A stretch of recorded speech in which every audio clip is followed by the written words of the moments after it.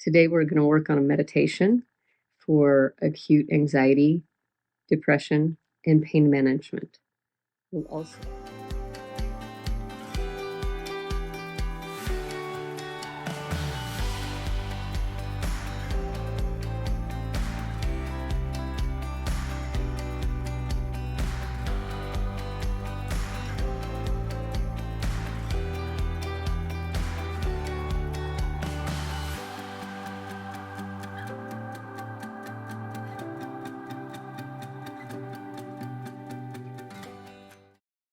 Hi.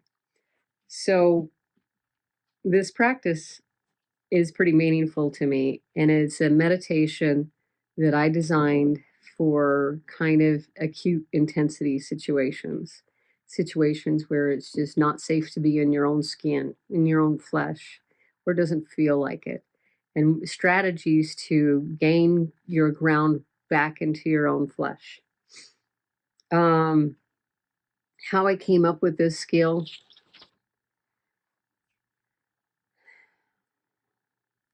I came up with this skill in an ambulance with my father, who had just broken his pelvis and was being taken to the hospital. And it was the start of the end in his decline, where he was to die from cancer, from thyroid cancer that wound up in his bones. So I come home and he had broke his pelvis, and my 5-year-old had put him back in bed and helped him with some things that he was getting up to do. And I had probably been gone for a couple hours, and he told me what happened and called an ambulance. We got him in there, and he was in so much pain while I was sitting in the ambulance. And I had been through a class called the Tao of Trauma, which is a course. It's a 1-year-long cohort course with 5 courses in it with Elaine Duncan.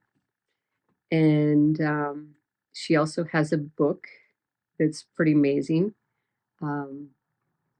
Admittedly, I hadn't read the whole book because I took the whole course. But when I was sitting in this ambulance, I thought about authors like Peter Levine and how the behavior of the people in an acute trauma make a difference. And so I observed my dad in this pain, and I observed him in a way that I'm not trying to change him. I'm not exhibiting my own pain. I'm sitting there with my compassion for him, and my junk could stay to the side for a while. I'll pick that up later. And I asked him if there was anywhere he felt safe in his body, and he said no. And so these words just come up. So what I'm going to have you do now is I'm going to have you get in a comfortable position. I got, I put a bra on for y'all, but that doesn't mean I have to put pants on for y'all. I get comfortable, wiggle, shake, adjust as I learned, and take stock in your body. And you don't have to be completely cut off from it to appreciate and benefit from the practice.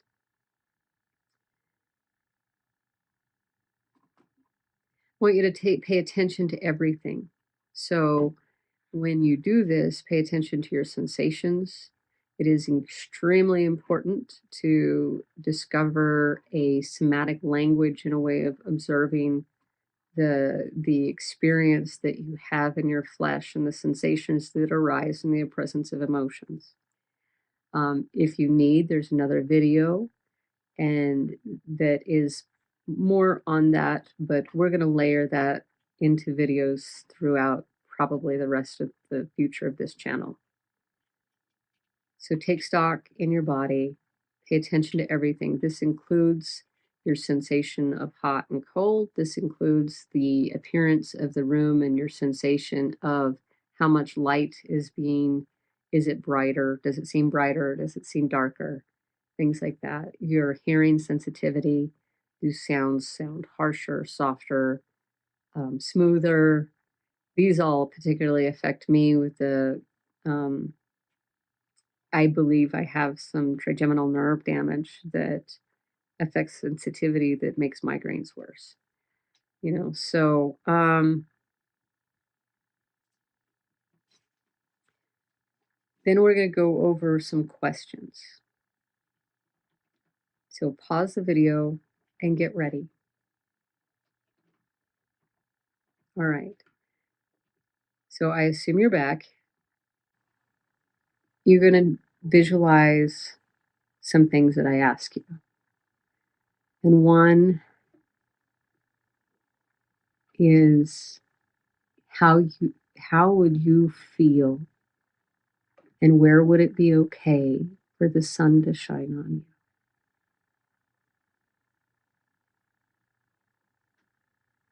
Go ahead and notice that. Some people say it's his face. Sometimes it's their chest or their legs or whatever. Now, imagine you're feeling that, or just observe your sensations in the presence of the sun shining on you.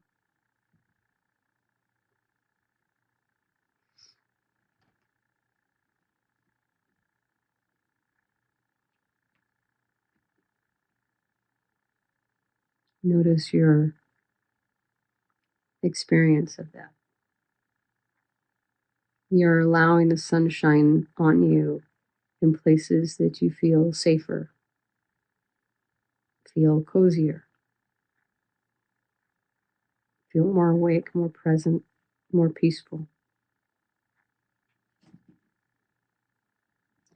And no feedback that you receive from your body is wrong. It's just an observation.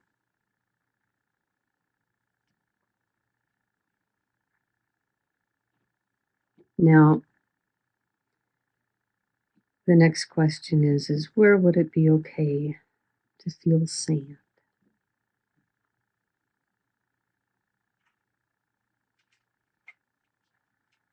Is it on your back? Is it on your feet? Is it in your hands?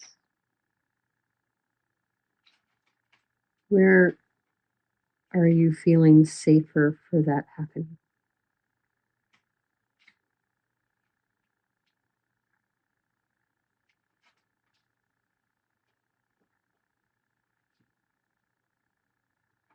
Now observe those sensations. No feedback is wrong. No information that you receive from yourself is wrong.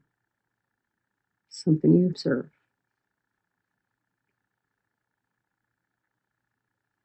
What about water? Where would water feel good? Would it feel good splashing on your face? Would it feel good to be in it up to your knees?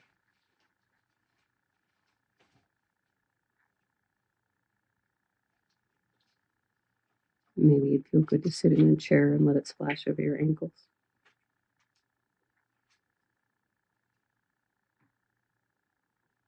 Now observe the sensations in your body and the feedback and the information that you get. When you're thinking about that, allowing water to touch you in a place that feels good.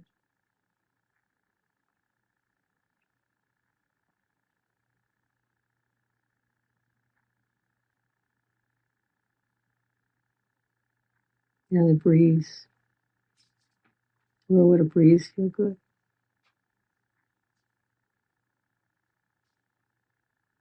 And keep breathing.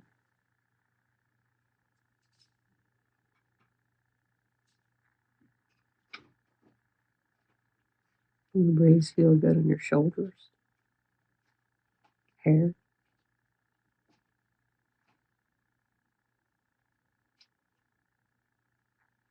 Where does it have permission to touch you and work with you?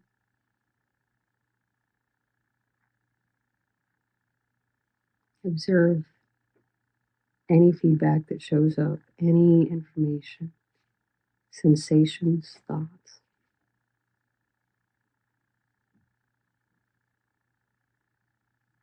Now, where do these have a deeper permission to affect you more deeply than that? Does the water have permission to flow through you? Does the breeze have permission to sweep some things away?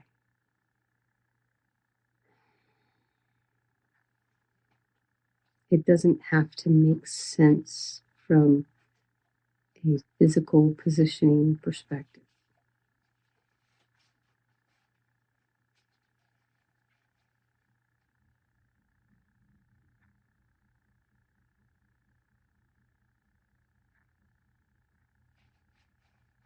And observe that. Observe whatever shows up. Sensations. Is there a spreading? Is there tingling? Is there a tickle? Is there softening? Cooling? These are all words that help.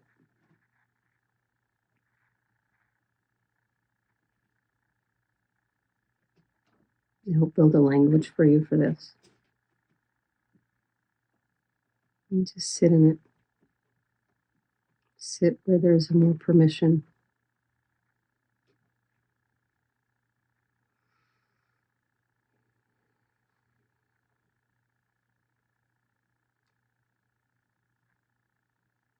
And after you're done, and you're welcome to pause the video, start it again. After you're done, take stock in yourself again, your sensations. Notice, is the room warmer, cooler? Is it brighter or dimmer? Do you need to add things to this, like grass? Do you need to add smells? Do you need to add the caress of another human being? And you can learn to work with this yourself, and you can learn to make a list for this. And then take care of yourself. Be gentle with yourself. You've just shifted something, and you've just changed your mind and your body to do something different. You've just trained yourself into some choice. You've brought more choices into your life just now.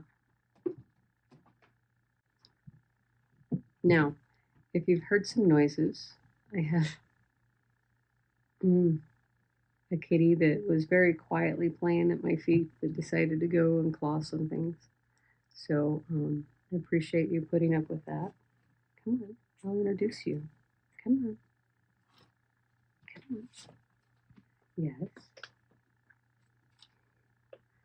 Not planned in the video. This is Chimera. And she may be in videos in the future. She was an orphan. She's very, very gentle because she's being raised gentle. And then we'll probably make a video of that in the future too. So one of the things that you can do is, if you are in this state with upper body pain or anxiety and depression, even if you have long COVID, lost your sense of smell, you can consider going to your doctor and asking about a stellate ganglion block. I get mine from a pain specialist. If I am stuck in fight or flight, they are very successful with PTSD. And you can look up information at the Stellite Institute. If I'm stuck in fight or flight and I can't get out of it, this block well, my doctor says he's tuning me up, but it's they go into my neck with an ultrasound with just a needle and a syringe, and do a nerve block, and it kind of resets me. And I get this, will you stop? I get this coming back home where I'm safe in my body again. I can start thinking and doing things like budget and plan and things that I can't do when I'm stuck in fight or flight. So it's pretty good. I can't give you medical recommendations. I'm saying that you can ask a doctor. As normal, any practice that I give here is not a substitute for professional help. And if it's overwhelming, I encourage you to seek professional help from a psychologist. The Tao of Trauma book, I will include an affiliate link. I'm going to also include an affiliate link for Peter Levine's book, Waking the Tiger. One of them is more, I would say that Peter Levine is closer to for lay people. Both of them would be really good for anybody that has to be with people that have been traumatized. They're also good understanding the nervous system, understanding threat response, understanding why your body isn't wrong when it does some of these things, and how to care for yourself and others. So some of the upcoming work I'd like for this channel is I am currently working on a free journal. It's a restorative embodiment journal, so it might reference practices that are or will be in the channel. It might change over time, but it's going to have journal prompts so that you can continue to work on things and assess yourself through these practices. Particularly, as its name is Restorative Embodiment Journal, we're not necessarily working on facing our own crap at the moment in this activity or in these activities. We're working on building resources in ourselves that we can deal with in the future of when do we need to set boundaries, better boundaries? When do we need to face our past and start looking at things that has happened in the past? When do we need to know the difference between I need to move into something that doesn't make me feel safe versus I need to regroup and face that another day or another week or not at all? That you can start using these resilience skills to build a foundation with yourself in the beginning, and that I'm calling this restorative embodiment. I'd like to make it for free and build an email list with it as well. I'd like you to share and subscribe and comment and like and do all the things. Go ahead and leave me a comment, please.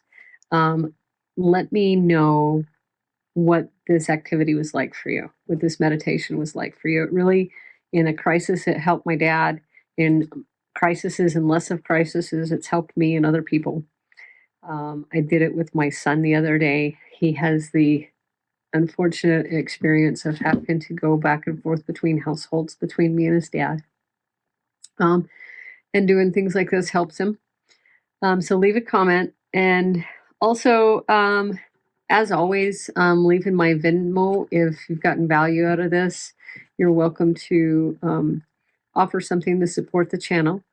And I hope you come back. I will make sure that you follow the playlist and subscribe.